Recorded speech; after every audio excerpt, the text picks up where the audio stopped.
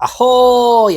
Dito nga tayo napadpad sa Kapitan Pepe, doon sa may coach ng basketball ng Slam Dunk, si Kansai.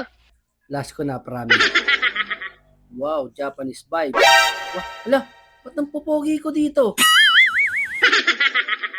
You know, cute ng Japanese dal nila. So, ayun na nga, welcome to Kansai Ramen. Ngayon nga araw ay titikman natin ang kanilang mga ramen. Japanese vibes, oh. Pati sa mga lamesa, oh. Nangangamba nga lang ako. Tatagal kaya ako nang nakapunang ganito. Indian seat natin, ang sumbong na yan. So, ayun na nga. Nag-order na nga kami. Bali, 3 klase yung in-order namin para matikman lahat. Yung original nila, syempre, yung signature, Kansai Ramen, Negi Ramen, at Niniku Ramen. Umorder na nga rin pala ako ng karaagi at saka takoyaki. At kulay asul na juice. Itadakimasu! Chopstickin na natin ang sumbong na yan.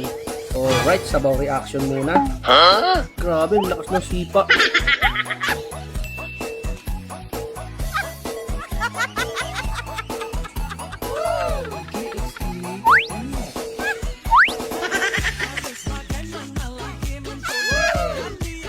Ito yung pampinali.